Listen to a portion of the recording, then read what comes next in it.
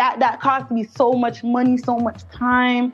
It was just like really dark time for me. Like looking back, I should have walked away because I just basically put myself in more debt. I was just in a bad place that day, that weekend. Like, you work and you're so tired you can't even buy yourself a patty. All your money is just going to this space that's not bringing any money. I feel like when I was at my lowest, I was so hungry. I was like just trying to figure out how can I get back up. And once you build yourself back up, you know that, okay, if I hit like rock bottom again, I can come back up mentally because I've already been through this. That's where self-doubt comes from. We're so used to people telling us we can. So we start believing it. We start believing, oh, they said, I don't think I could do this. No, you can do it. Trust and believe me. Everything is mental. Trust and believe me. You can. Hey guys, it's your girl Keda, and you're listening to Dreams and Drive. Hey Dream Drivers, welcome to episode 371 of the Dreams and Drive podcast. And today our guest is Rackeda Roper. I met Rackeda this summer, and when I heard her story from the short time that we had together, I was just so intrigued, so inspired, and so impressed that I said she was definitely someone that I wanted to have on the show. And I'm really excited for you all to just hear how this Jamaican-born entrepreneur has really been just trying to find her way and not being scared to be fearless, a hustler, and just figuring it out, pivoting as needed. So Rackeda is a 27-year-old serial entrepreneur and Army veteran, and she is the visionary force behind Exquisite Enterprise, which is an event staffing, event spaces, and event rentals. She has a bachelor's degree in public health from Montclair State University, and this episode is going to tell you a little bit about her life story and how she became this serial entrepreneur that she is today. So as I mentioned, Rackeda was born in Jamaica. She moved to America when she was in her teenage years and just really has been somebody who's been a go-getter and a hustler and has a unique dream driving journey. Some of the things that we talk about in this episode include, her early lessons that she learned about hustling from growing up in Jamaica and then coming to America, why she ended up joining the Army National Guard, leadership lessons she learned during entrepreneurship, the ups and downs of being in the events, commercial space, business, how she promoted her extremely successful staffing agency, and really the big the big reckoning that she had to deal with this past summer with her event space and events that she was doing and what that pivot has caused her to do now and just where she is. I think as dream drivers, it's important to hear the ups of people's journeys, but also it's important to hear the downs. And oftentimes we don't talk about the challenges, the times where we may not necessarily be on top where we want to be. So I'm really happy that Rackeda was so transparent about what she's dealing with now as she's trying to figure out what's next for her. So if you love this episode, I'm going to ask that you share with your friends. We are across social media at Dreams and Drive, so make sure you go and follow us right now. Post that you're listening to this, share it. I really would love more people to hear about Rackeda's story and just know that there are people out here who are trying to figure it out, who are making mistakes, who are learning as they go, and her story will definitely be an inspiration to them as well. And remember, if you want to join our email newsletter, The Keys, and get weekly email updates delivered right to your inbox, just go to dreamsanddrive.com/join. That's dreamsanddrive.com/join. All right, let's hear from Rackeda. Thank you so much for having me. I'm so excited we're finally doing this. I know. So for some background, for people who are listening, I met Keda when you had your Exquisite Selfie Museum back in the summer. One of my friends had booked a shoot to do something for her online brand. And I was just so taken aback and so inspired by the short time that we were talking in the store or in the museum. So I said, you know what, we got to make this happen. But I was pregnant. I'm now coming off maternity leave and starting back up interviews. So we got a lot to talk about today. Yes, ma'am. So let us start back in time. I love to kind of go back to who we were as children. I really feel like that is really important for us to think about. So take me back to Jamaica, right? Because I know you grew up in Jamaica. What was inspiring the young Rackeda? What were some of the things that you just really loved about the world or loved about yourself at this time? So firstly, I'm from Port Antonio, Jamaica. I went to Teachville High School, but prior to that, what inspired me was where I grew up.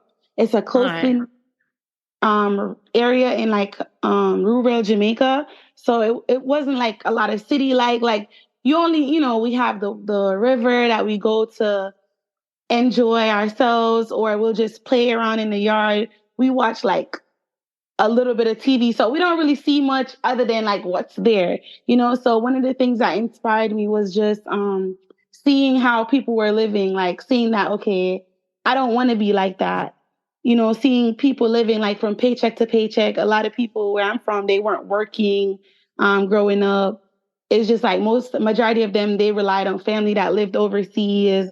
That was one of the inspirations, just to know that, okay, I don't want to have to be like this. I want to go see the world. I want to do big things, Yes. Another, No, keep going. Sorry. Another one of my inspiration was my mom, like seeing her never giving up, seeing her just always trying.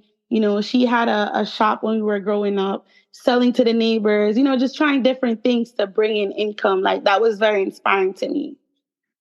All right. And what was your, I always love to know, like, what was your view of America? Because I feel like I have a lot of friends who are immigrants to America, and they said, I thought America was going to be this, or like, there was this, I feel like sometimes America can be sensationalized overseas, right? So before you came to America, what did you think about it? And then we'll get into what you felt when you actually came here.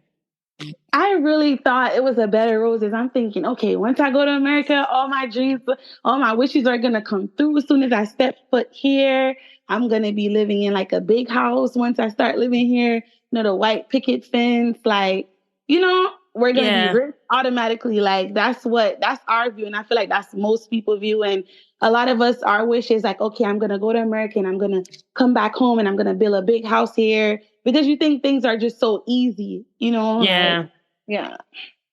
All right. So then what actually happened? When did you end up coming to America? And talk to us, your first few years here and what it was like for you. I came here at the age of 15. I started going to not Montclair. I started Irvington High School. Fortunately, they didn't held me back. I went to my right grade because I submitted my transcript from my high school, Titchfield High School, the best high school in Jamaica. It's actually, when you get a chance, you guys can look it up. It's very beautiful view. It's not on an island, but it's surrounded by majority water. Wow. So it's pretty cool. Yeah, it's beautiful. And the uniform is it has an X in the back and pleated skirt. So we're known for we're popular for those two things, the view and the uniform. So yeah, I went to Irvington High School. I lived in Irvington. I'm still in Irvington. And honestly, it was like a culture shock. Like it was different. I thought it was going to be like some High School Musical stuff, but no. Oh my God. I'm just thinking about that. My high school was very violent. I remember coming here and, I'm new. So I'm looking around, observing. If you looked at somebody too hard, it was like, why are you looking at me? They wanted to fight. That was the first week I came here. A lot of people wanted to fight me just because I was looking at them. And I was like, what? In the islands, it's your eyes. You could look at me. You could look. Yeah. Nobody's going to bother you. But here it was don't look at me. It was just this. The kids were so aggressive. And I'm the way of life is completely different too. Because, Irvington, that's in, for people who don't know where Irvington is, that's we're in the tri-state New York City area. So New Jersey, it's in an urban part of New Jersey, very rough, tough neighborhood. So I could definitely see it really being a culture shock coming from the serene Jamaica to Irvington, New Jersey, right? Because I'm from Portland, and Portland, it's it was I'm telling you, it would be once in a while, somebody dies from just health problems, or once in a blue moon, it would be somebody fighting, in the rural area, and they chop each other or whatever. But it wasn't a violent, I didn't grow up in violence or people we had a lot of beaches. We have a lot of beaches. We have rivers. We have, it's more community-like and chill and relax, but here it was totally different. I'm telling you, it was crazy. It used to be the Jamaicans versus the Haitians fighting. Every day after school, somebody was fighting. It was oh my God, it was just crazy. How did that make you feel? Did you regret? Did you ever tell your mother, like, why did you bring us here? No. Actually, I would say like after 3 months, I got the hang of it because, in Jamaica, we were always outside. So once I moved here and we had to constantly be in the house, my aunt, they used to be there. They were so strict when we moved here. Like every day after school, we had to, check our homework. My aunt would take away our phones. It was just crazy, but they were teachers. So both my aunts I lived at the time, they were teachers. So they were like really big on, sex education. They were doing a lot after school. Like, how regular kids come home and just chill? Nah, we weren't chilling. In Jamaica, I used to doing like my own thing. Like my mom wouldn't really bother me type, but as long as I'm doing what I'm supposed to do, cool. But here, my aunts, they were crazy. But after a while, I realized that it made sense. Yeah, like they were trying to protect you, but also kind of get you used to, like, you're not just going to come here and just waste yourself, right? And exactly. I love that you end up going to Montclair State. So what was the plan for you going into college? I know you said you had this idea of having these big dreams in America, but going into college, what was the plan? And then did that turn into reality? So I was my idea was I wanted to move away. I wanted to go seeing that like my aunts, they were so strict. I was in the house. I barely was able to like go out and enjoy myself. So I'm like, okay, once I graduate, I'm going to go to like a Delaware State because that was a party school at the time. And I'm going to just try to, I wanted to be a nurse at the time. Like I'm going to get my nursing degree and I'm just going to move away because I've always didn't like, I wasn't like, I'm still not a big fan of Jersey. I'm like a Miami girl or, where the warmth is at, since that's what I'm used to. So where it's like always hot, like all year round. But yeah. So I ended up going to Montclair. I went in as undecided, and I switched my major a couple times. Did you find that college was hard for you? Because I feel no.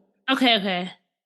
I was always ahead because in Jamaica, we were doing the workload is different. Like things that the kids in America was, because when I came here, I was doing about, I don't remember the exact amount. If I was doing eight classes, I don't remember. But in Jamaica, we were doing like 13 classes in 7th grade, 8th grade. It was more intense. And then when I came to school here, it was like a walk in the park. So every time my aunt was like being honest about homework and stuff, it was just like, okay, we would come home, she'll take our phones. Once we finish our work, we would just finish it so quick and easy because in Jamaica, we were advanced. Like majority of the classes after my first year, every class after that was like honors or AP in Irvington High. Yeah. Okay. So you were, I read recently in one of the posts that you posted on Instagram about your time in college, how you were taking like 2 different buses, like just the physical getting to school, right? Yeah. Do you think this is when your hustle started? Because when I see you now, I see in my head, I'm like, this is Miss Hustler. Like she is somebody who's going to get it any way possible. When do you think that hustle mentality started in you? So my hustling mentality actually started in Jamaica because I remember at about like 12 or 13 years old, prior to me moving here, my friends and I, we would climb the trees, the ackee, the banana. Cause, like I said, I'm from the rural area. We have a lot of plantings, you name it. We have it at our fingertips. That's why like most people don't really work and they don't really suffer because they have food. Like they don't have to worry. It's not like here. So what we would do at the time is my friends and I would pick the fruits and stuff and just go on the main roads and sell. So I've been like hustling. I've been selling fruits in Jamaica. Then I came here in high school. I was selling Pop-Tarts and stuff out of my locker. And yeah, so I've been hustling. From those early hustling days, what do you think was the biggest lesson you learned about how to make a sale? Because I think there's something that there's something innate in us. Not everybody can go out there and just get it, right? But I think it takes somebody special to really understand how to do it. So what were some of those early lessons you remember that kind of stick with you to today?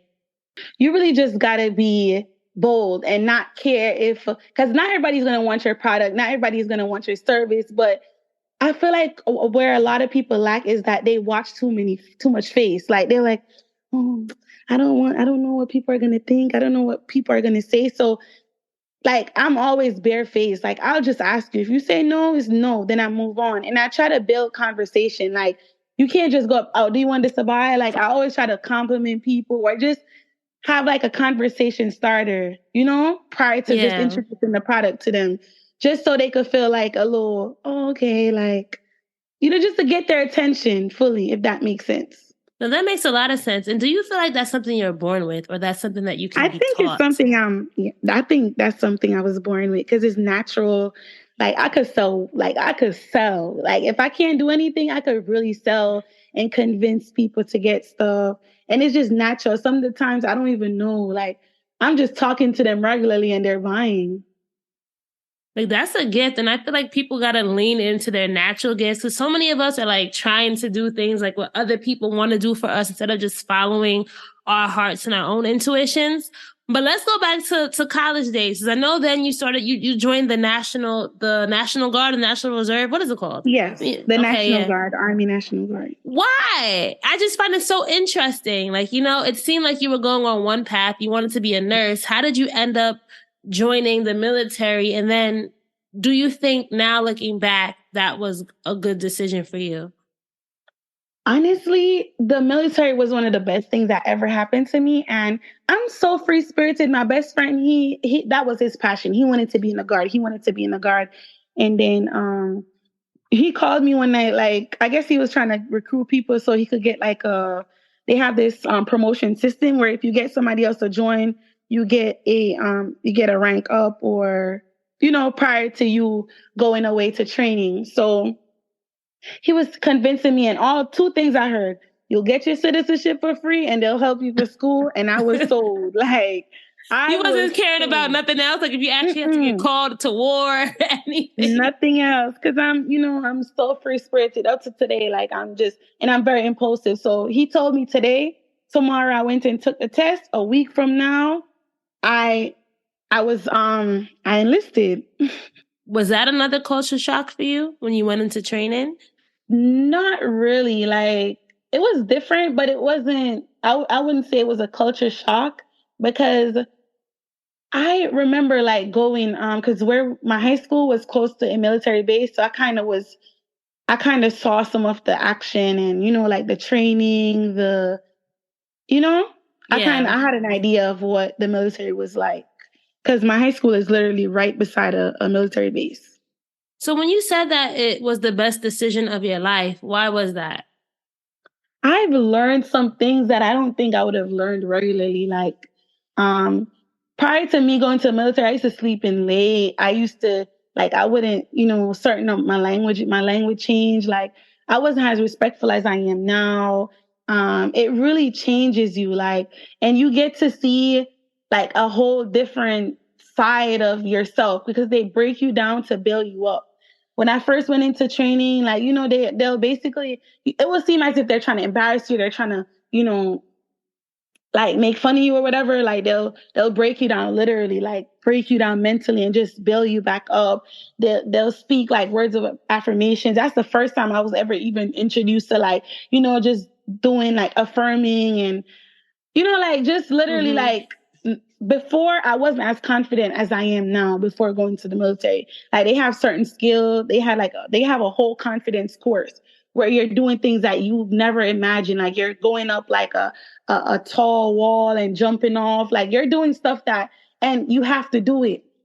It's no way around it. You literally have to do it because if you don't do it, you won't graduate. You won't come home. And that's when I learned how important the brain is and how once you could literally do, we hear certain stuff, people say stuff and we're like, oh, that's so cliche, whatever. You could literally do everything you put your mind to. It's mental. Every single thing is mental. I wasn't running a 2-mile prior to going to training. I wasn't, like I said, I wasn't as confident. Now I'm telling you, and I only did 6 years. So just imagine, in my first year, within the first few months of training, I saw the differences. Now I'm I'll do whatever that I want and not be scared. That's so interesting. I just think it's so important that you shared that because thinking about where you are now and all the stuff that you've done, the foundation is so important, right? And you mentioned something. I wonder, you said that they built you, they broke you down, but they built you back up. Which part do you think is more important, to be broken down or to be built back up? And I say that as far as like someone's ability to succeed. I think it's important for you to be broken down. Like, it's just a part of the process. Like, for you to really be at your lowest, I think that's the time when we really see, like, that time is such a teachable moment. Like, when you're at your lowest, to really, I feel like when I was at my lowest, I was so hungry. I was like just trying to, figure out how can I get back up. And once you build yourself back up, you know that, okay, if I hit like rock bottom again, I can come back up mentally because I've already been through this. Take me to the point where you're after graduation. So you got a degree in public health, right? Did you go into public health? What happened? Never. I've never used my degree. So once my boyfriend at the time, right, when I was going to college, prior to me graduating, it was a February. He was like, I want to start a nightlife, a bottle service group, because Jersey don't really have that. And I was like, me just being supportive. I'm like, you know what? Yeah, like you should, like whatever. So he started doing it and I'm supporting, like I'm promoting OD. And he was like, why don't you come on board? And I'm like, yeah, why not? So I started doing it with him. It was me, him, and his friend. And we used to always break up all the time. And I'm like, okay, the money I'm making, I'm not splitting it with them. So the friend was just annoyed. He's like, this is my money, right? Hey, he's like, what's going on? Like, what's the point of all three of us doing it? And it just keep getting, like, he wouldn't care. He would just wait until we're good again. Then we discuss the finances. But his friend was not having it. So he came out of it. Me and him kept doing it till we really broke up for good. And I just kept doing it. And honestly, that was such a great business. Like, and I was able to really live off just that. I did like just that alone for like 2 years straight. Did he give you the business, or was it kind of just like, I'll let you do it? He kind of gave it to me. He was like, because when we were breaking up, I'm like, okay, how are we going to do this? He was like, just do it. Because I'm a very, how do I say this? I think he kind of just gave it to me. Do you feel like you were the one who were doing most of the work anyway, or was it a fair share of? The thing is, my ex, he was like the mastermind. Like, when I tell you he's like, I don't think I would have ever thought of that. Like, I would have never got into the event industry if it wasn't for him. Because, like I said, I already had my plan. I'm going to Florida. I'm going to move out there. I'm going to get a job in the public health sector. I'm going to just move away because I always wanted to move. But he was just like, he thought of it. He always had great ideas up to this day. Like, he's so smart. So I think it was just like, as far as paperwork, and it was just a great team. Like, I'm the hustler. He's more of like the book. He's a mixture of both, but mostly like really like book smart, He could do the forms. He did the forms, the paperwork. And I always say, like, if me and him were still doing it together, it probably would have been like scaled. Like, it would have been, a bigger business. So let's talk a little bit just about the business of like bottle service. Just for people who don't know, where's the money in it? Like, how do you make money from this type of business? And what were you learning about what it takes to be successful? All right. So the money part, how I conduct it is that I get the bookings. I charge the promoter. Say, for instance, when we first started, we were charging the promoter $100. So I pay the girls $50 and I get $50. That's off every single girl at work. So if but it just depends on the size of the event and just their needs. Some promoters want 5 girls, some promoters want 2. So it just depends. Dream Drivers, as you guys know, I'm on baby number 2 and I'm back in diaper mode full time. Life right now can be super chaotic, so I need a diaper brand that's reliable and works just how I need it. That's why I'm a Pampers mama, and it's the #1 pediatrician recommended brand. So listen, you can fear no leaks with this new and improved Pampers Swaddlers. They now feature a blowout barrier at the back waist to help prevent up to 100% leaks and even blowouts. Plus, the dual leak guard barriers at the legs help protect where those leaks happen the most. And you know, newborn days are poopy central. Recently, we were on a long car ride and I kept hearing that dreaded poop sound. But I knew I didn't have to worry though, because with this new blowout barrier, I'm covered. Less mess, less stress, less hassles, more smiles. P.S. I love that Swaddlers is hypoallergenic and free of parabens and latex.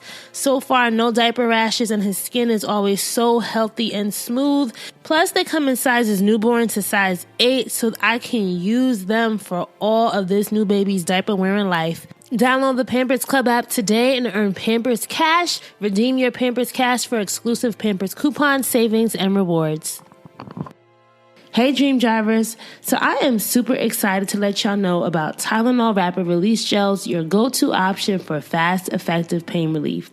You know, it's so important that we don't let pain slow us down along our dream driving journeys. We got to be prepared for aches and pains after that big game, or even fun fall festivities like those long walks in the park or those crazy long days of grocery shopping, prepping for Thanksgiving. Y'all know what I'm talking about. Let me tell you, the other day I went apple picking with my kids and my body and bones were aching after a full day of action. And that's why Tylenol Rapid Release Gels are key. They help us enjoy life to the fullest. And now introducing new Tylenol Precise, a pain-relieving cream with maximum strength lidocaine without a prescription. So I could just slap that on and it will target the specific area that I need that relief and fast. Pain is inevitable sometimes, but that doesn't have to slow us down along this dream driving journey.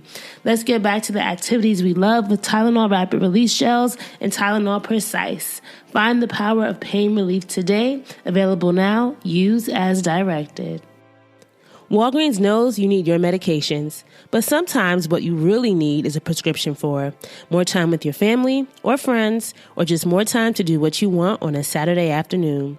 That's why Walgreens offers same-day RX delivery to where you are. So you can get more than just your meds. You can get your prescription to save time at the pharmacy. And when you have pharmacy questions, which let's face it, we all do, Walgreens will be there for you with a helpful 24/7 pharmacy chat. So when you need to know, which med do I take before bed again? Or is it safe to have a glass of wine with my prescription? You can ask a Walgreens pharmacy expert that question, no matter where you are or what time of day it is. And that gives you more than just answers. It gives you your prescription for peace of mind. Delivery is available on eligible prescriptions only. See details at walgreens.com/prescription delivery. We got a lot of promoters. The promoters are paying for so it's kind of like you pay for someone to do the bottle service during the event. That they're paying per person. That's yes, okay. Exactly. Got it. So they would pay they pay me the money. I pay the girls. I take my cut. I pay the girls. And I also did events just to boost the business. And I think the events are where the real money is at, because you get like a lump sum. You could make anywhere from $10,000 to $30,000 in one day just off the event. One night? Yeah. Wow. I'm about to start doing Dreams and Drive events. You gonna No, you really gotta get into it. Trust me. So the events that I was doing, that I do the bottle service just to promote the brand. That was the real. When I first started, I'm like, you know what? I'm going to just be doing these different events. I did a car wash at first. I did a pool party. I did my birthday party. Those events, I wasn't hosting them. I was putting my brand out there okay, Exquisite Dolls present. Exquisite Dolls present. Exquisite Dolls present. And I feel like I really branded myself so well. So up to this day, almost 5 years later, my business is still going. I don't even promote it as much anymore because, I kind of want to transition from the regular nightlife to just doing more corporate stuff, because it gets tiring after a while, Besides your hustle, what were the things that you were learning about? These are what you got to do if you want your business to actually grow and scale. You have to, what I learned was you have to delegate. And that's something I struggle with, delegation. Put people in position to help you. Tell them, and not just put them okay, you're my assistant. These are your tasks. Just be very clear about stuff. These are your tasks. This is what I need you to do. Once you have a good team, because you can't do everything yourself. And I'm still learning this. It's me. If somebody make a mistake one time, I I'll just do it. Da, da, da. But no, like delegation is the first part. Just being respectful and not as arrogant. You know, sometimes you're really passionate about something. It could be that you come off as arrogant, or how do I say this, rude to other people. Cause I struggle with that. Cause you know me, when I first started my business, I was like 22, I think 22 at the time. Right.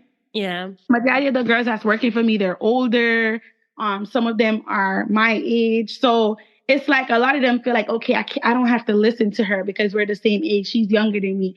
So a lot of the times people do stuff and I'm like, I'm hanging up my phone. I'm being rude, to be honest. Like, I'm like, are you serious? Like, it was like a lack of respect. And I had to learn over time that if I really want this business to scale, I have to really take my emotions out of it, you know? Yeah. Because not because you're passionate about something, you got to learn to really take a deep breath and just not be rude to people that's trying to help you, because you need people. Like, especially in this business, like one of my pet peeves used to be girls waiting until the appointed time to cancel. Girls just going to events to try to steal from the promoter, or so. And I used to just be so rude, like, honestly, like.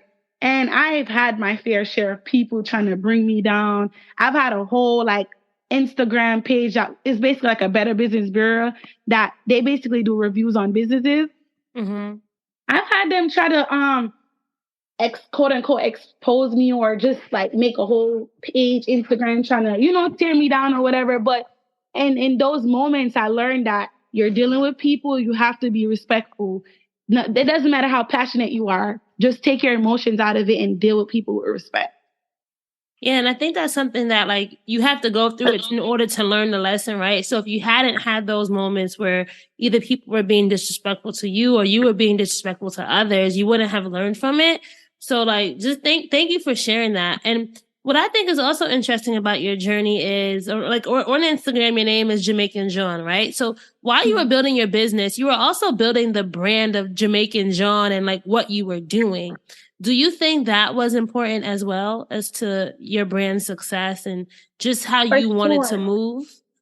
For sure, because I like what I did first, I built Exquisite. So majority of the people that knew Exquisite at the time, they didn't know Jamaican-born until after. Once the business was on a certain level, I started pushing Jamaican-born, if that makes sense, or it's kind of pushed itself, because now everybody want to know who's that little girl that's running all these businesses. Because after a while, I started doing like add-ons, like liquor consignment, table rental. You know, I was doing a whole bunch of other stuff, if that made sense. So it really was curious as to, yo, like, who's this girl? Like, how did you decide what you wanted your brand to be? And I say that because if you go on your Instagram page now, I feel like you have a look, right? You have stuff that you like to post. Like, were you looking at what other people were doing, or you were like, this is going to be my strategy and I'm going to keep doing this stuff in order to keep getting attention to the brand and to my page?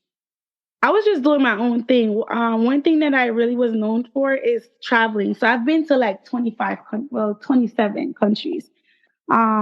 So I'm a traveler. Like I've been, a lot of people love that because, you know, you're young, you're traveling, like, yo, what is going on? What a lot of people, I tell them a tactic that I basically use is lifestyle marketing. People see me, they see me going all over the world. They see me living like a quote unquote lavish lifestyle when traveling isn't expensive. But, you know, from the outside, and people think like, yo, what does she do? What does she do? So majority of the things like me, you know, being in the military, traveling, you know, I'm educated people. A lot of people, they just support me based off the fact that I'm trying. And that's kind of rare in this area where we live. You know, the tri-state majority of people, it's less entrepreneurs and more people working regular jobs, you know? So yeah, the person that's living the regular lifestyle, they're like, oh yeah, like how's she doing this stuff? Not like thinking to themselves like they could do it too. So it's just, you know, it makes it seem like I'm so successful, like I'm doing a thing when it's not that serious, you know, I'm not.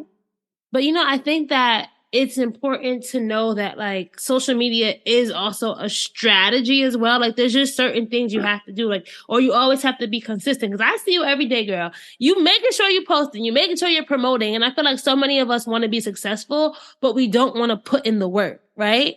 And why is that? Exactly. Why is that so important to make sure you're actually putting in the work? Like out of sight, out of mind. And I try to tell myself this all the time. But the other day, like I had like I was going through a very dark time, and I'm talking to my friend like, I don't know how to just give it a break. You know, I'm really going through a lot right now, but I just don't want to be forgot. Like I don't want people to forget my brand and I.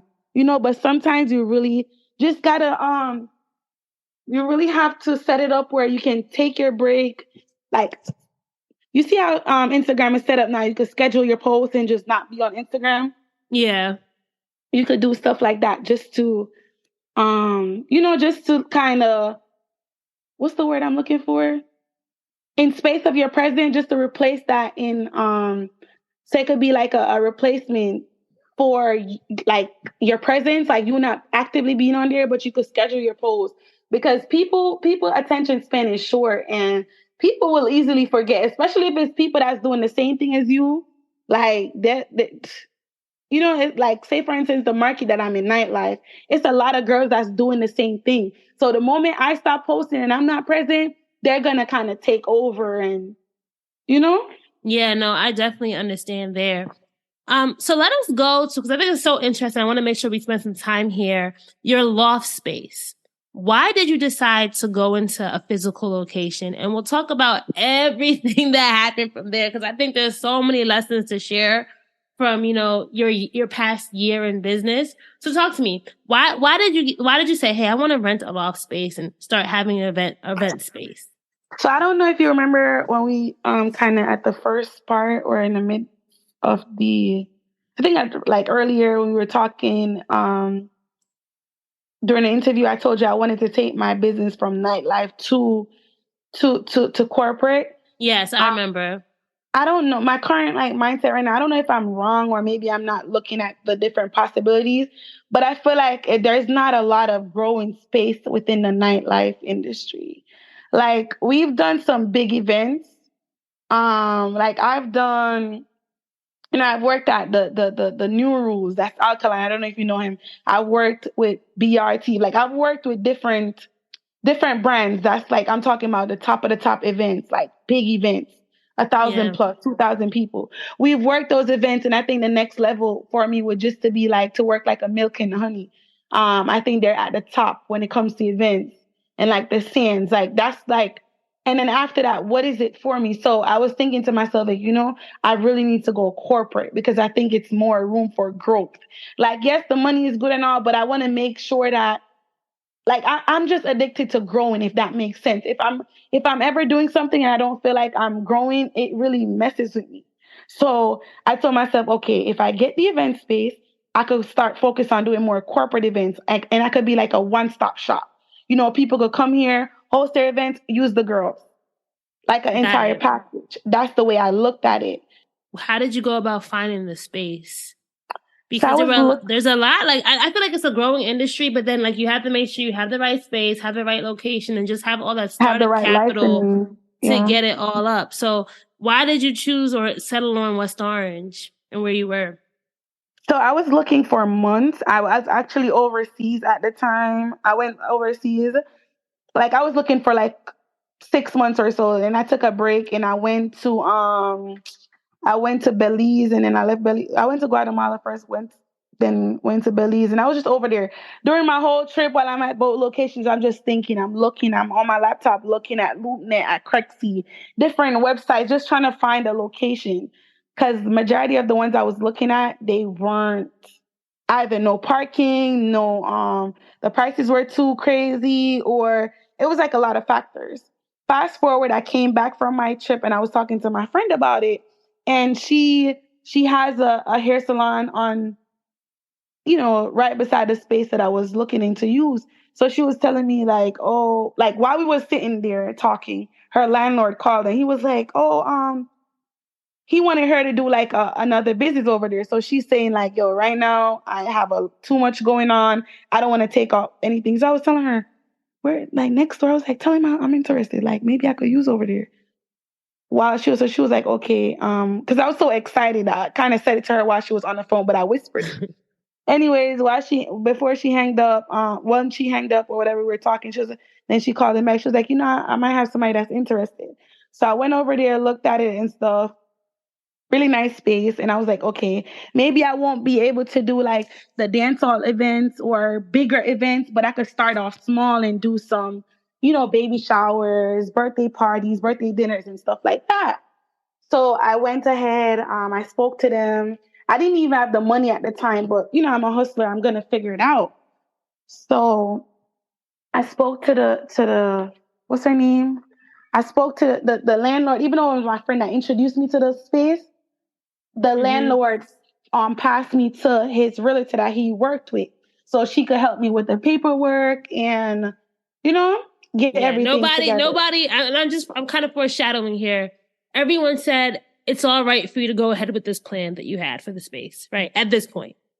Yeah. Okay. And honestly, people don't really get to tell me what to do. I'm the type of person, once I set my mind to something, girl, I don't care what you're talking about. I'm locked in. Like, okay. I was saying this to my mom, and she didn't like the idea because she wants stuff done, and I be telling her, like, because the place wasn't up and ready and finished. She's like, no, I don't think it's a great idea because try to find somewhere else. And I'm telling her, mommy, sometimes you have to take stuff and fix it to what you want it to be. You're not gonna be lucky to already get a banquet hall that's already up and running. Like, I be trying to get her to understand that if you're waiting for stuff to be done, you're 9 times out of 10 you're not gonna get to anything because it just doesn't work like that.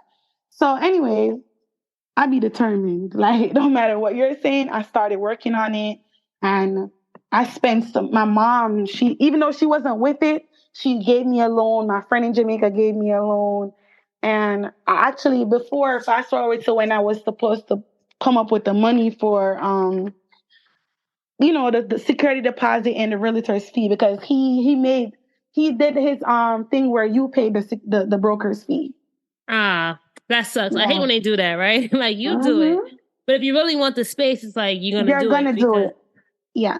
So I'm like, knowing me, I throw really big events with like a lot of people. So I know, like, okay, once I get to this, and I'm a great marketer. It's just, I really believe that, okay, this is going to be amazing. I'm going to do a good job. It's going to be a booming business. It's no way I saw it. Like, the risks were low in my eyes, Yeah. But you know what? You need to have that confidence, because you could have easily talked yourself out of it. Listen to your mother, listen to other people trying to pull you down, but you had to say, hey, I believe in it. I believe in myself. And when we talk about dream killers, I'm going to talk about my mom. Like, it's weird with her, but we'll get to that. Like, she's supportive, but she's also, I'll talk about her.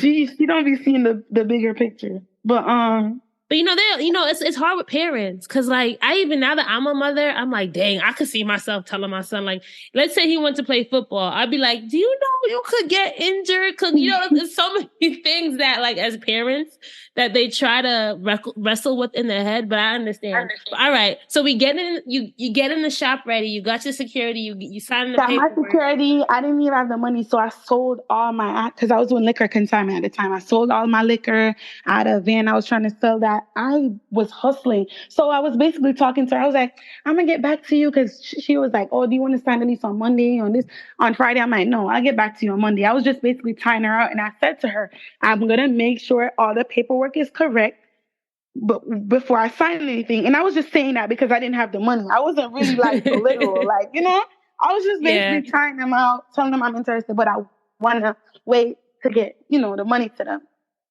Anyways, I ended up getting to the money the Monday, and I getting all the money together. It was about $12,000. I had it together. Wow. Yeah. And I went there to sign the lease, went there by myself, signed the lease, gave them the money. It was a few stuff that I went over. I told them I need a month to build out.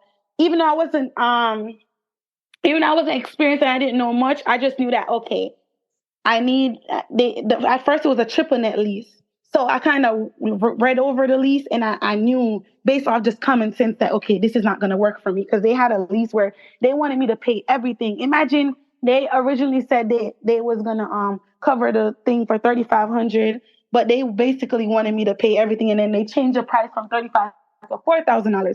But at the time, like I said, I was very interested, and it's after I remember, like, yo, they said 35, but then they Wow. changed the stuff. Anyways, I was so excited and I was jumpy. I didn't even remember, but I knew that, okay, if I'm not willing to get everything included in the $4,000 that I'm paying, I'm not interested. I knew that if I didn't get like a month to fix it up, like rent free, I wouldn't be interested. So those are stuff that I myself thought, like, even without knowing, being a first time commercial space renter, that's what I needed based on me going over the contract, because they was trying to give me a triple net lease. And anyways, when I went there, I told, once you have the check, you have the power. And he was saying the basement wasn't included. So I'm like, okay, that's one of the clause. I need the basement to be included in the lease, because I need somewhere to store my stuff. If it's not included, I'm not interested. One day with my check, everything that I wanted, they was like, yes, yes, yes, because they want that money so bad. Feel me? Yeah. Anyways, now got that part over. I'm telling you, I'm working on the place. My mom gave me a loan. My friend gave me a loan. I'm hustling. Every time I went to New York and did body service, that money went right there. One thing about me, I'm not one of those young girls that's into designers. I still live at home with my mom. I don't listen, I'm trying to build myself up, and I have a very supportive mom. Me, my mom, and my sister, we live together.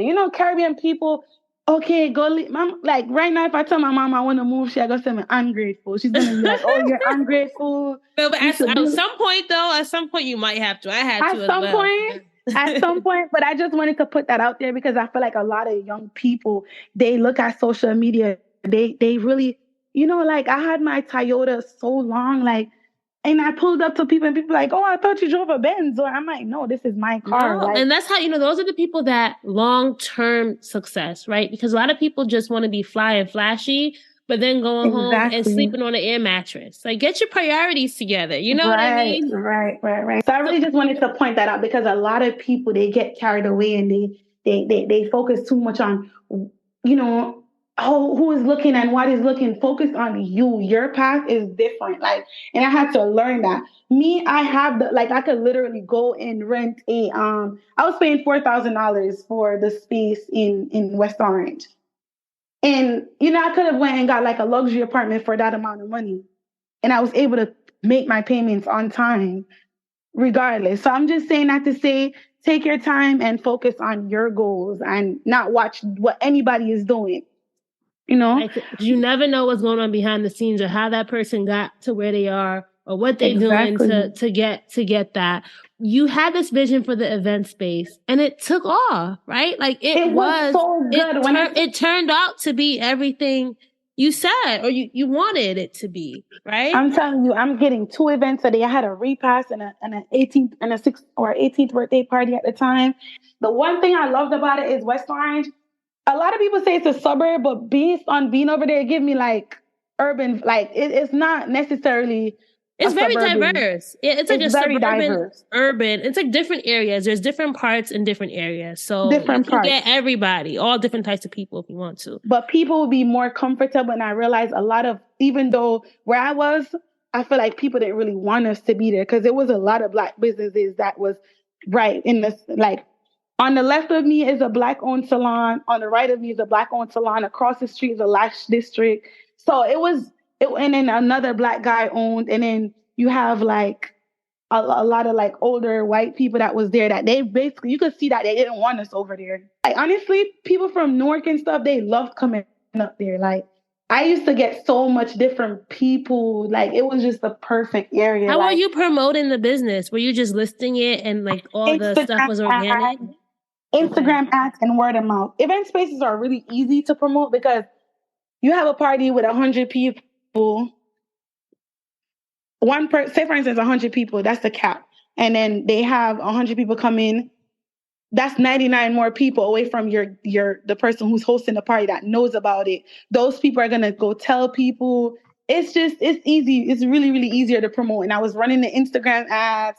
I was, and I'm And were you already making money from the space too? Like, what is it a good, I guess, revenue model it's a as great well? investment. Honestly, it's a great investment. I was only doing when I first started. Honestly, I was only doing the weekend, so Friday, Saturday, Sunday. I wasn't really doing anything during the week. Which my plan was to at least like I had a whole map of what a pop up shop this day, a yoga class this day, da, da, da. Like I had a whole map. But in the first few months that I was open, I was just focused on promoting the weekend events to try to because I was making money, but remember I was already in the negative because I owe two people. Plus I used all the money that I have to work on the space because you have to, since it's an event space and you wanted to have like that modern all white canvas look that's easily marketed, so I had to paint the place.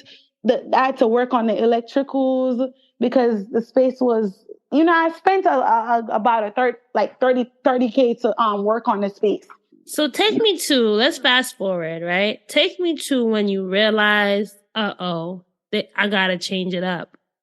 What happened? So when I realized, I was actually on Instagram one day and somebody followed me. The Downtown West Orange page follows me, and I'm like, okay, whatever. Then somebody wrote me. I was like, hey, Rackeda, what is your number? So she called me and she was like, you're not supposed to be doing that, right? So I was like, what do you mean? Like I told them that because my realtor, she's the councilwoman for West Orange. She's one of the councilwomen. So she told me the first time we submitted the application, it got denied. She even got me on the phone with this lady that called me, and she was like, "Oh, you can still do it." She told me that the lady who does the zoning official said it was okay. You could still have your events, da da da. Whole time that wasn't the case. So when the lady reached out to me, I texted her. I was like, "Hey, Tammy, what's the name? One of the ladies from Downtown West Orange reached out. She was saying I can't be operated like that and that the zoning is going to shut me down." She's like, no, she needs to mind her business. Why is she reaching out to you? That's not her job. Da, da, da. She was like, okay, I reached out to the zoning official and she said she's going to come there today because people are saying you're doing stuff in the basement. So I'm like, I'm doing stuff in the basement? I don't even Stuff use like the basement what? as my storage. I don't know. So I called the lady, reached out. She was like, hey, I would like to set up a meeting with you to see what's going on over at 286 Main. So I was like, okay, cool. She's reassuring me like it's nothing. She's just coming to look if the basement is good. This lady came and basically shut me down and was like, okay, you have to discontinue all the events. Da, da, da. So I'm like, Tammy, I thought you said whole time I'm looking like, okay, if you're the councilman in the city, you were the one who leased me the space. At least you should have had some type of strength because like I said, I did all the paperwork. The first application got denied because how they run their city is you have to do an application for every business. I think that's majority New York, New Jersey cities. And it has to be approved. So they said they don't want no more event space in the city of West Orange. They don't want any more. So I was explaining to her, she's like, no, no, no. She's like, she would have me on the phone talking to so many different people because she was money hungry. Like this lady literally just wanted to, she don't care who or whatever is she just wanted to, and honestly, I was a little naive. I'm just listening to her because I'm thinking like, okay, she represents the city of West Orange. It's nothing for me to listen to her. I think that's reasonable. You weren't questioning. You really trusted what she was saying, right? I really trusted what she was saying because I'm looking at her stands in the city. I'm like, okay, but never again. It doesn't matter if you are you have to put that on paper. I'm never ever right now. Rain, if I go somewhere, I've been to so many spots and they're like, oh, is it zoned for this? And they tell me no, I turn my back the quickest. I'm not listening to no realtor. I'm going right in the zoning offices in the different cities, and I'm doing my own work. Like that cost me so much money, so much time.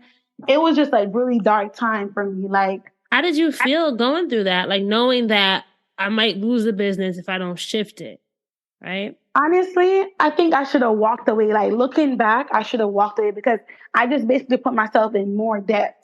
Because all right, the money that I was making, I was paying back. I was repaying my loans. I was trying to maintain, like trying to pay my car note, well, those are always good because I figured out I have my other businesses that were helping those, and I had the rental stuff.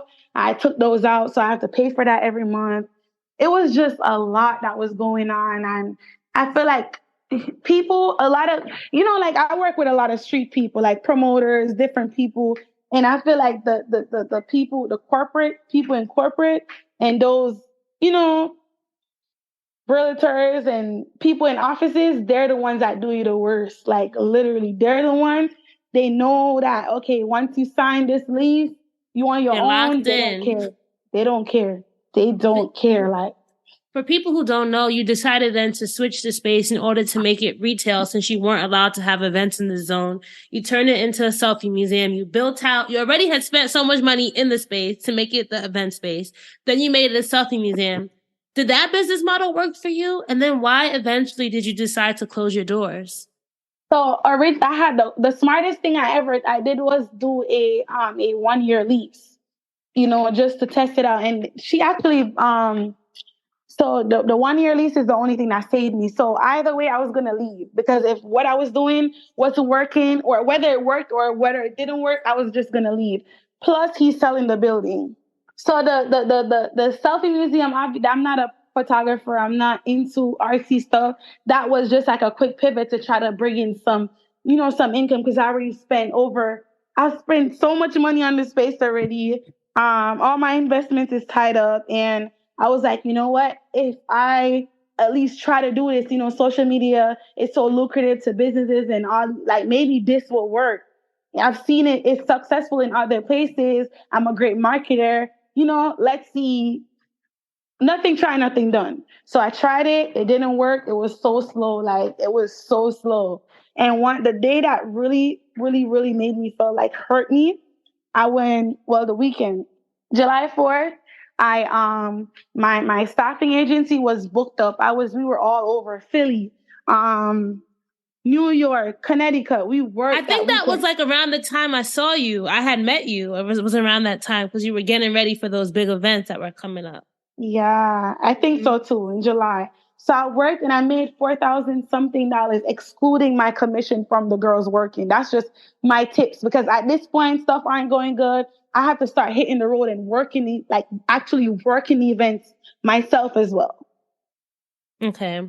Well, actually, I started, like, say, for instance, a girl wasn't available, I would always go work. It's like a truck driver. When a truck driver not available, if you own a truck, you gotta get going. you gotta go in. You gotta drive go. That truck, baby. I started being like a substitute, but then after a while, my business, that staffing agency, I was losing girls. That's when I started doing that. But when I had the event space, now I wasn't doing it as much as I used to.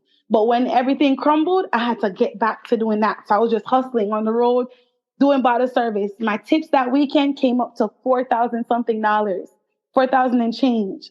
And I told you I had to go give this man, because the only thing he did was he took off $1,000 off the rent, seeing that I wasn't able to do the event space. Okay. And I also, just to give you guys the back story, with my rent, even though $4,000 is a little ridiculous for that spot, I already had a plan. I already know that, okay, I'm going to rent it to a church. They're going to give me $1,200, anywhere from $1,000 to $1,200 monthly. I'm going to have a photographer in there. And the remaining balance, like, came up to like $2,000, 2,000 something, because he was paying 800 and they were supposed to pay 12. So $2,000 flat I was going to be given. So in my head, even though it's overpriced, it would have worked. And it was working. Because like I said, I had the church there for about 3 months. So you couldn't even have the church either after they zoned you out? No. Dang. No. Okay. No. Even my landlord was like, whoa, that's pretty impressive. Like, I didn't know you could do that. Like, one thing about me, I'm going to figure it out. It's ways around everything. It's ways how you're going to make stuff work. And that's how I was doing it. Once they weren't able to do their service there anymore, I had to refund them money. I had to refund all the people that weren't able to do their weddings, their birthday parties. It was just so much. And mind you, at this time, I didn't even announce that the place wasn't thinking it because I had to pay so many people. So what I did was, as soon as I hustled and make money for my business, I would pay them back and tell them the story. And a lot of people, I like how, two people went on Google reviews and made some nasty reviews about me. Oh, I understand that it's not her fault, but it's just messed up.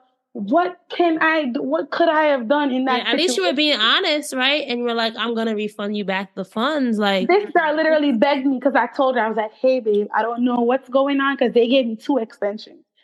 I don't know what's going on, so hold off. She's like, no, no, no, just take it. Everything's gonna work out. Everything's gonna work out.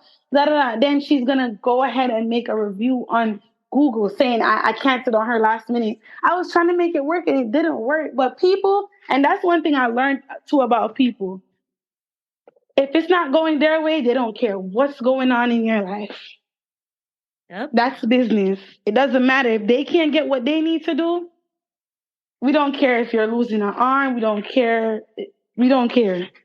And it's also like, can you get mad at them? Like, it's like taking like business is business, right? And like remembering that at the end of the day, you are a business to them, and it's not like nothing personal, so they don't care. Yeah.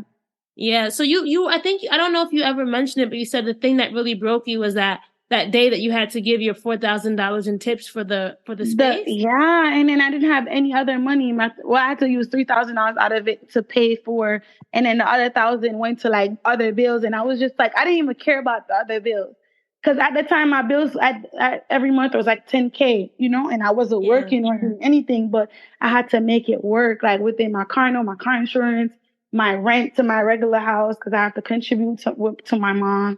And it was just like, and all my other stuff, I was just in a bad place that day, that weekend. Like, you work and you're so tired, you can't even buy yourself a patty. Like, you can't even buy yourself an empanada, nothing. All your money is just going to this space that's not bringing you any money. Because I would get little clients here and there, but like for the month, maybe sometimes I'm only getting like 5 customers. Like, it was just bad, and I'm promoting it, but it was different because this is not my niche. And to be honest, I'm not as passionate as I am about events or what else I'm doing. So I wasn't marketing it with that same energy, or it's also just it's a difficult market because most people now they can make, backgrounds of screens. Like they can do green screens if they want to have different events in there. It's such a difficult market. So don't blame yourself. Like to last 1 year is amazing throughout all the lows that you experienced, Yeah, it was crazy. And I've never really experienced anything like that. When I tell you, I was just like, because looking back now, like what I'm doing right now is a liquidation. I'm buying stuff from like warehouses and I'm flipping the pallets or whatever. That's what my current hustle right now until, I try to figure out my next space or, the next move, try to get back some money. And that's been really good. And I was like, I wish I knew about that when I had the space, because I would just buy multiple pallets. And while I'm doing the picture thing, people can still come in and purchase pallets or purchase items off pallets. And, that's what I wish I would have known. But Keda, like one day, like maybe 5 years from now, maybe a year from now, you might look back and said all those stuff that you went through helped you learn lessons that's gonna help you in the future. You know what I mean? I know it's easy to say that now, right? Yeah. But it's like you said earlier, you have to be broken in order to be built back up. You right? have to be broken down to build back up, because God wants you to see. Sometimes we're not humble either. We have it going and we think, okay. And I don't really like the word humble. I don't know what's the word I'm looking for, but a lot of the times God is showing us, like, don't try to act like you're on top of the world, and He's gonna break you back down to show you. And you just have to stay consistent through everything, like the highs, the lows. I'm telling you right now. And even another L that I took, and I want to mention, because remember I told you guys I do the events as well. Yeah. So I even got locked up the other day, like me, locked up because I hosted a pool party. It was supposed to be a mansion pool party in East Orange, and the liquor license. I think one thing that I'm learning too is I'm not a big fan of paperwork. Honestly, like I have this hustler mentality. I need to get out of it. And this is me just hire someone, bring someone on to just, like you said, delegate. You don't like doing it, you hire a business manager. So that. But like I said, when people want their money, they'll tell you whatever. Okay. Same thing again. This guy, Kevin Taylor, he's in from East Orange. He ran for mayor and stuff. I rented his backyard. I asked him about the liquor license. He's like, no, it's good. Da, da, da. Same thing. The day of my party, I sold 480 tickets. On Eventbrite, 280, and in person, 200 physical tickets. And the party, I had so many pre-order liquor. Like the party, this was gonna be my biggest party to date, and it didn't happen. When we're getting ready, I'm over there. They came and they locked me up, and I'm just like, I don't know what's The going on. police? Yes, the ABC people, and I was just like, I don't know what. Rain, when I tell you that was supposed to really bring me back on my feet financially, that was supposed to be my biggest. Eventbrite was 11,000 something dollars. That's just Eventbrite alone. The venue, that's just the money I made off Eventbrite alone. I'm not talking the physical. I'm not talking the pre-order liquor. When they came, they confiscated $10,000 worth of liquor. When I already paid the guy because he reached out to me telling me he's having some problems. It was a lot, but I told him to refund the money. He didn't want to refund the money, and like I said, and I don't know if it's because I'm a female or whatever, but I get the most.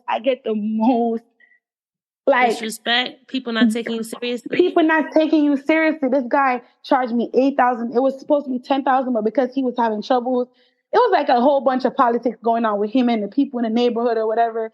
But ABC came there, they confiscated $10,000 worth of my liquor, and I got locked up. And I was like, wow. Even though it's not why like did you get arrested and not because they came there and he instantly pointed at me like, oh yeah, she's the one hosting the party. I was like, what?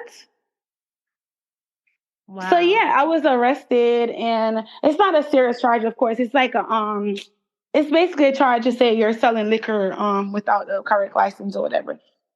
But yeah, that happened, and honestly, I'm not the one to question God. I didn't even ask nothing, but at that point, I was just like, yo, what is going on? Like, what is going on? They wouldn't let you do it even without liquor. I mean, you can't have a party without liquor, but so what I did was.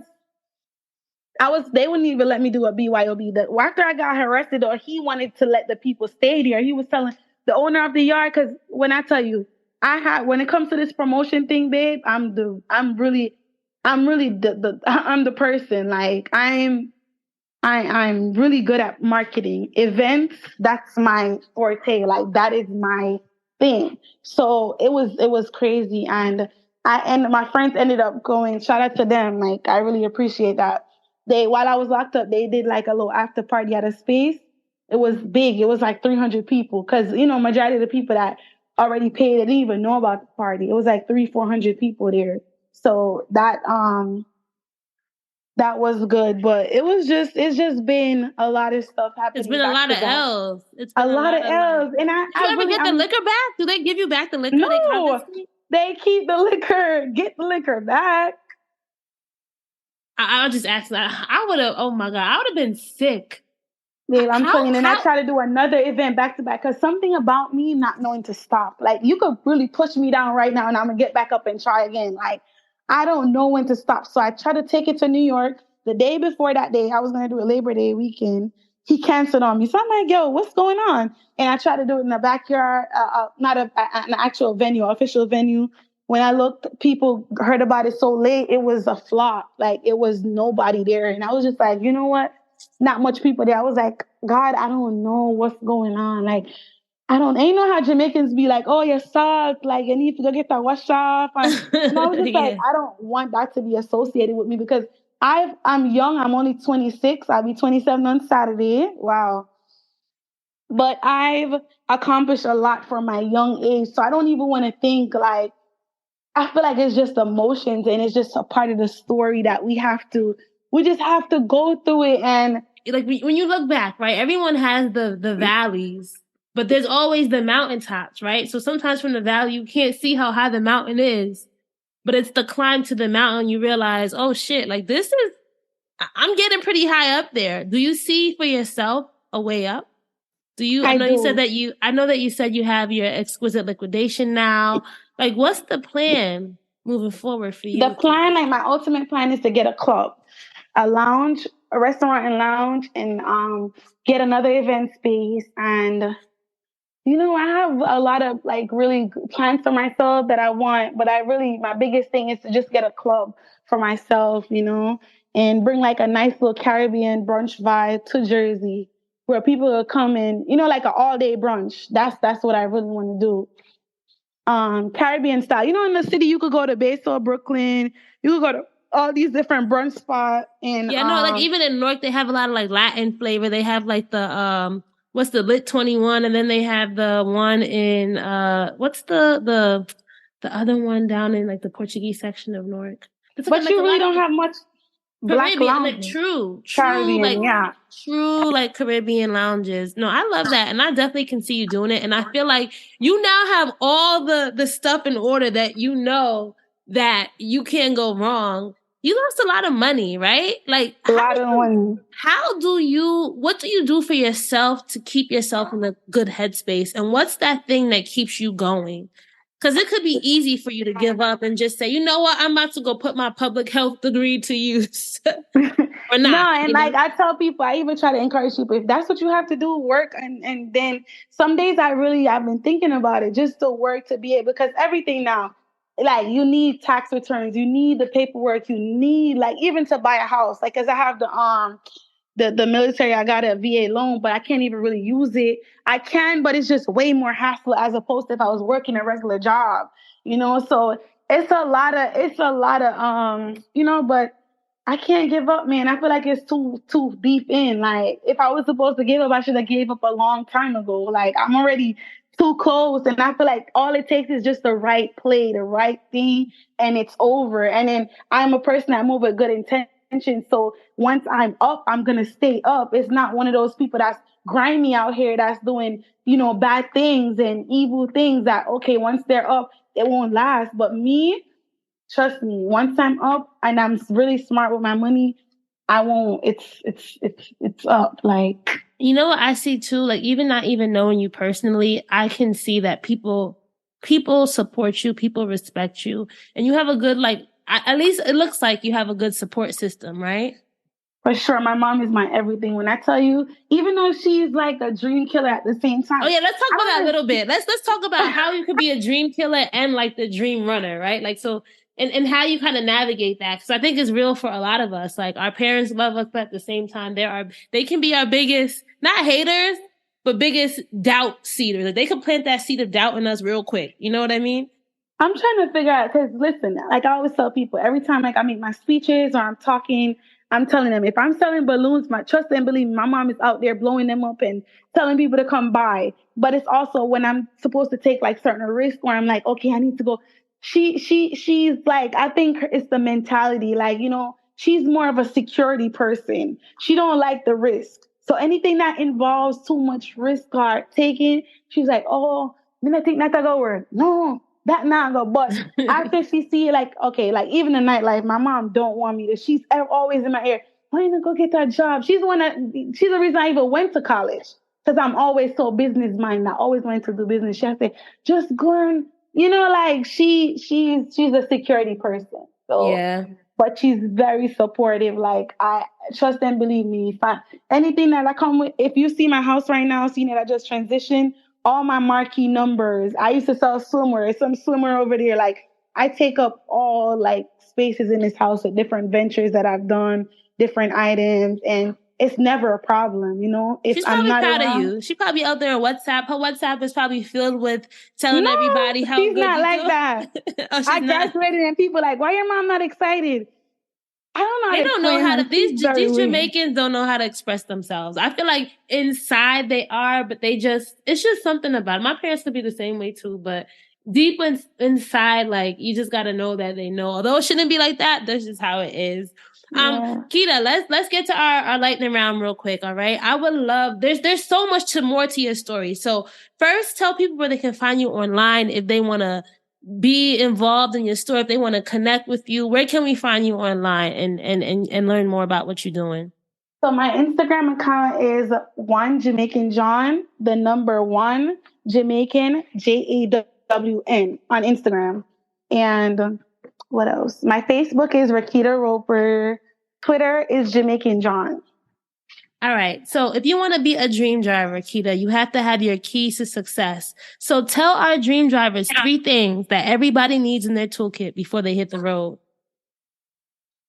Number 1, you need to try to find some form of discipline. Like, I think motivation is temporary. Today you're motivated, tomorrow you're not. But once you're disciplined, it doesn't matter what's going on, you're going to get the job done.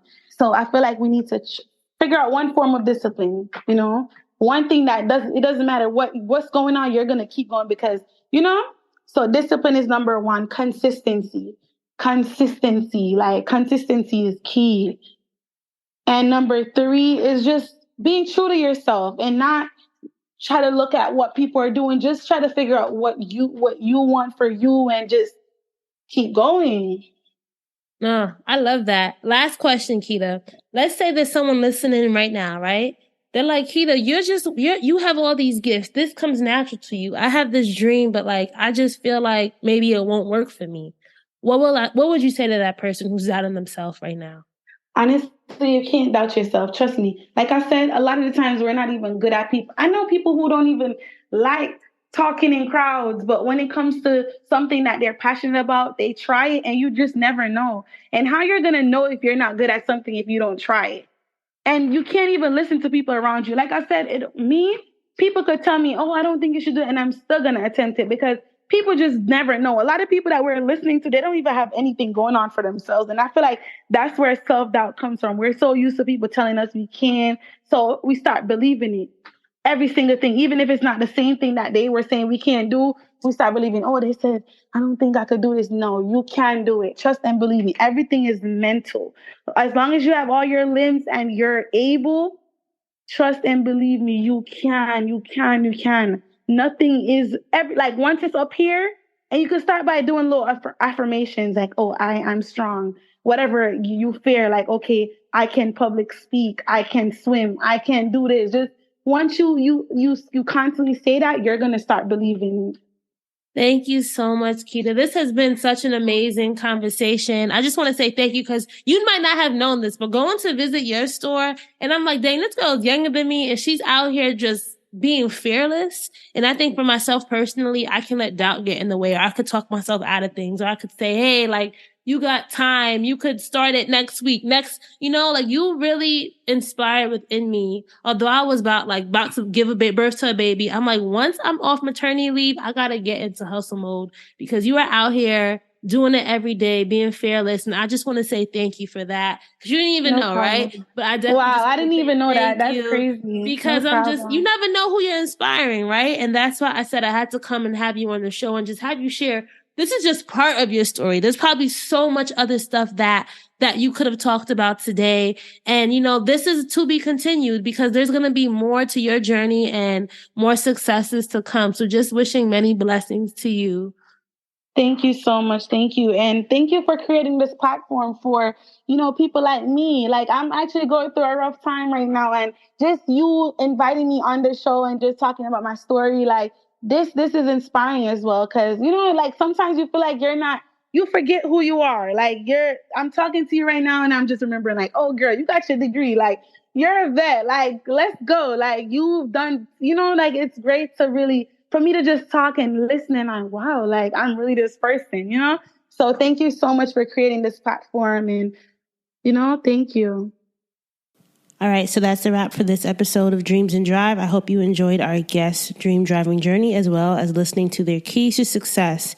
If you love this episode, you know what to do. Please make sure that you are following us. We are at Dreams and Drive across social media on Facebook, Twitter, and Instagram. So make sure you're sharing this episode, posting it to your Instagram stories, texting it to a friend, sharing on LinkedIn, wherever you are or online. Just pay this forward and share this with somebody. We really appreciate it. And all the sharing that you do helps us grow our community. If you want to join our email newsletter, The Keys, and get weekly updates delivered to your inbox, just go to dreamsanddrive.com/join. That's dreamsanddrive.com/join. And lastly, if you know somebody who would be great for this show, or if you are someone who would be great for this show, please go to dreamsanddrive.com/pitch. I'm always accepting new guests. I'm always accepting new pitches. So I love to see those pitch requests coming in. Keep dreaming, keep driving, and we'll chat again in the next episode. Bye, guys.